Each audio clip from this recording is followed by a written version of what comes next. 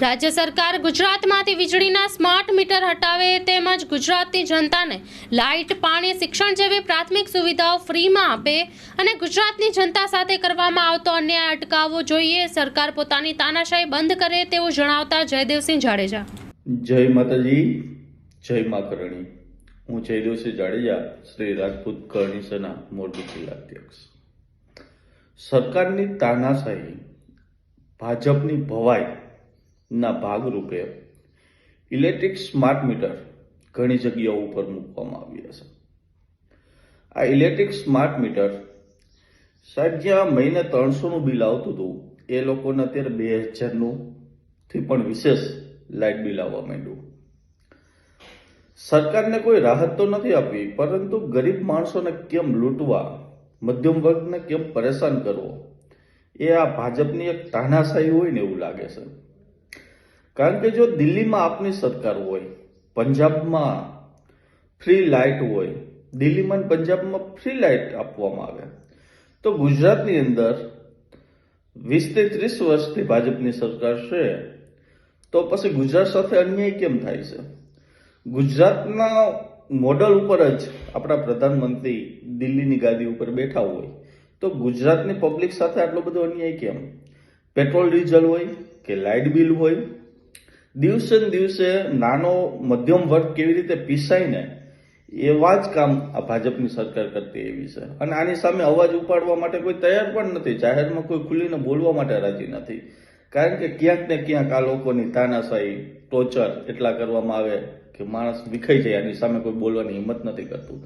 પરંતુ જો આપણે બોલીશું જ નહીં ને તો આવું કેટલા દિવસ સહન કરીશું? છેલ્લા 2-3 દિવસથી હું ન્યૂઝમાં વિડીયો ને બધું જોઉં છું કે એમાં ઘણા બધા લેડીઝો, જેન્ટ્સ, ભાઈઓ બધા જીએબીની ઓફિસે ધક્કા ખાઈ લાઇનમાં ઊભા હોય છે કે ભાઈ અમારે 200 રૂપિયાનું બિલ આવતું છે, બિલ 2000 રૂપિયા સુધીનું થઈ ગયું. તો સરકાર શું કરવા માંગે છે? શેના માટે આવી તાનાશાહી? કેમ બધા મધ્યમ વર્ગને, ગરીબ માણસોને તમે હેરાન કરો છો? અમીર જે છે એને તો કંઈ ફેર નથી પડવાનો, એને કોઈ જાતનો ફરક નથી પડવાનો. પરંતુ જે માણસ સાંજે 100-200 રૂપિયા દાડી કરીને સાહેબ કમાય છે, એને તમે શું લેવાને હેરાન કરો છો?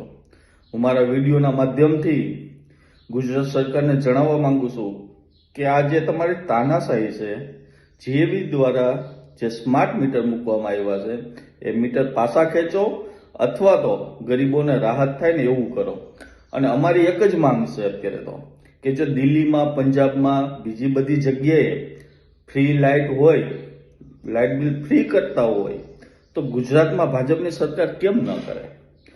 મેં એ પણ જોયું હતું કે પંજાબની અંદર ચૂંટણી વખતે આપણા કેન્દ્રીય ગૃહમંત્રી અમિતભાઈ શાહ અહીંયા ભાષણમાં કહેતા હતા, પબ્લિકને વચનો આપતા હતા કે જો અમારી સરકાર આવશે તો અમે 0 લાઇટ બિલ કરીશું, ફ્રી લાઇટ બિલ કરીશું.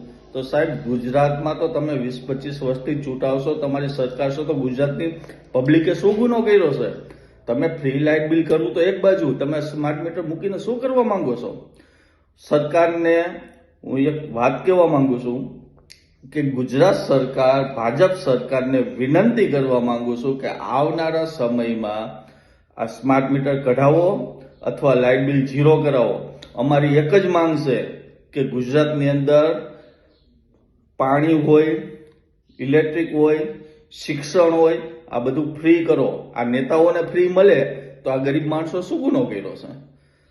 લાઇટ બિલ ફ્રી કરો, લાઇટ બિલ 0 કરો. તમે બીજા રાજ્યની અંદર બીજા બધા આપતા હોય તો તમે શું લેવાના તાનાશાહી કરો છો? જો આવનારા સમયની અંદર આનો કોઈ રસ્તો કરવામાં નહીં આવે, આનો કોઈ યોગ્ય નિકાલ કરવામાં નહીં આવે, તો જોજો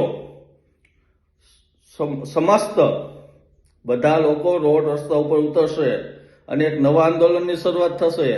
જે તમે ભૂલતા નહીં. એટલા માટે ગરીબ માણસોને હેરાન કરવાનું રહેવા દો. અમારી એક માંગ છે કે ગુજરાતની અંદર light bill 0, light bill free હોવું જોઈએ. શિક્ષણ, સારી હોસ્પિટલ, લાઇટ, પાણી, આ બધું ફ્રી હોવું જોઈએ. તમે તો પાણીમાં પણ નળમાં મીટર મૂક્યા હશે ઘણી જગ્યાએ, રાજકોટમાં ને ત્યાં. એટલે શું તમે કરવા માંગો છો? માણસની જીવન જરૂરિયાત વસ્તુ હોય ને ફ્રી આપો.